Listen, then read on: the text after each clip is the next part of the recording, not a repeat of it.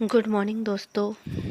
आज के दिन की शुरुआत सुबह 8 बजे हो रही है। आज मुझे उठने में देर हो गई क्योंकि मेरी तबीयत बिल्कुल ठीक नहीं है। जैसा कि हम जानते हैं कि ठंड आ गई है।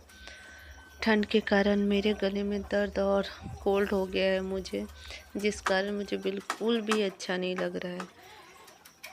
आज तो मुझे उठने का भी मन नहीं कर रहा था, लेकिन नहीं उठती तो घर के काम कैसे होते, इसीलिए उठना पड़ा।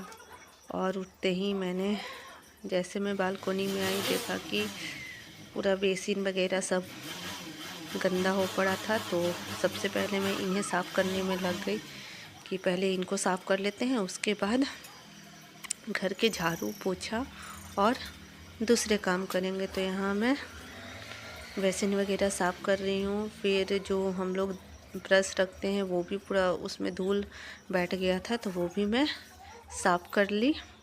फिर उसके बाद अब मैं आ गई हूँ झाड़ू करने के लिए। तो यहाँ मैं सभी रूम को अच्छे से झाड़ू कर लूँगी।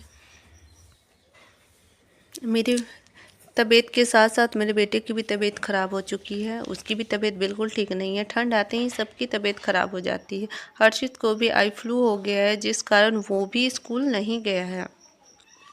2-4 दिन में ठीक हो जाएगा, बट जितनी जल्दी ठीक हो जाए अच्छा है, क्योंकि उसका भी एग्ज़ाम होने वाली है और स्कूल में रिवीजन चल रहा है और वह आई फ्लू के कारण स्कूल नहीं जा पा रहा है। घर पर तो मैं पढ़ाती हूँ, पर स्कूल की बात ही कुछ और है।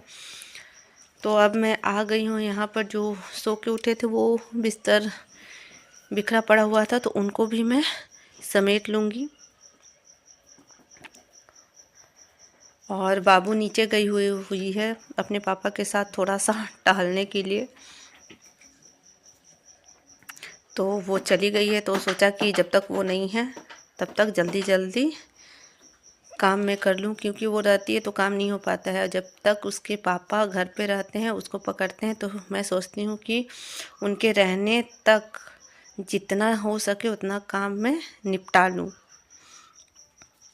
ताकि फिर उसके बाद उसे केवल संभालने का ही काम मेरे पास रहेगा। तो यहाँ पर अब मैं आ गई हूँ। सोफ़ा के जो कवर थे वो भी इधर उधर हो गए थे, अच्छा नहीं लगता है देखने में, इसीलिए इनको भी मैं उनकी जगह पे अच्छे से लगा दूँगी। तो यहाँ मेरा सोफ़ा कंप्लीट हो गया है। देखिए, मैंने इसको अच्छे से सजा दिया है। अब ये कितना अच्छा लग रहा है। उसके बाद मैं पोछा लगा लूँगी, फिर मैं नाश्ते की तैयारी करूँगी, क्योंकि उनको भी ड्यूटी जाना है, तो उस समय पे उनको भी नाश्ता देना ज़रूरी है। तो यहाँ जल्दी से पोछा लगाने के बाद मैं नाश्ते की तैयारी करूँगी।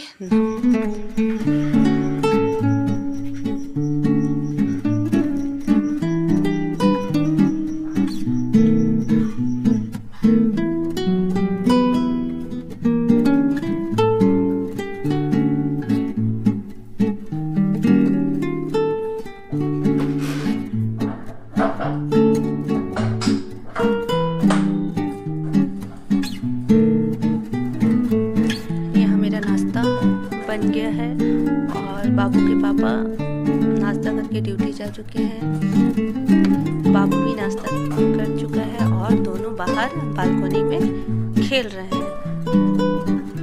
और नाश्ता बनाने के बाद किचन पूरा मैसी हो चुका था, तो सोचा पहले इसको अच्छे से साफ कर लेते हैं। उसके बाद थोड़े कपड़े थे उनको मैं धोऊंगी।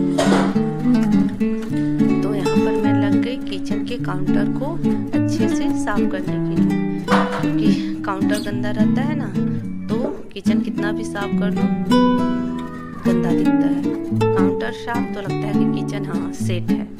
इसीलिए सबसे पहले मैं खाना बनाने के बाद किचन काउंटर को ही क्लीन करती हूँ, ताकि किचन मेरा नीट एंड क्लीन दिखे।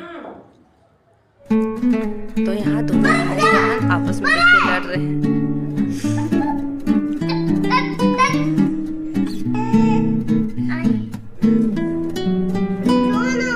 आज मैं कपड़े वॉशिंग मशीन में धोऊंगी, क्योंकि तबीयत बिल्कुल भी ठीक नहीं है। अगर मैं हाथ से धोऊंगी तो तबीयत और ज़्यादा ख़राब हो जाएगी, इसलिए आज मैं कपड़े वॉशिंग मशीन में ही धोऊंगी। यहाँ मेरा कपड़ा धुल रहा है और आज मैं दोपहर को सोऊंगी क्योंकि मेरी तबीयत बिल्कुल भी ठीक नहीं है। अब समय हो चुका है शाम का, देखिए 5:20 हुए थे और इतनी जल्दी चांद दिख गया। मैंने कहा था ना आज मैं दोपहर में सोऊंगी, तो पूरी दोपहर में थोड़ा सोई थी। उसके बाद शाम हो गया था, जो कपड़े धुले हुए थे वो बालकोनी में पड़े हुए थे, तो इनको समेटने के लिए। और जैसे मैं बालकोनी में आई, मेरी नज़र आसमान पे गई, वहाँ देखा कि अरे इतनी जल्दी चांद आ गए, तो सोचा आप लोग को भी दिखा दूँ। तो यहाँ देखिए मेरे कपड़े हैं जो कि अब इनको उठा के मुझे समेटना है। उसके बाद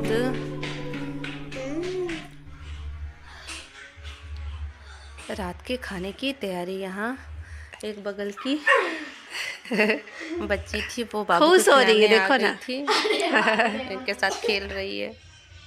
तब रात हो चुका है और यहाँ मेरा डिनर भी तैयार हो चुका है। आज डिनर में मैंने पनीर की सब्ज़ी और रोटियां बनाई हैं।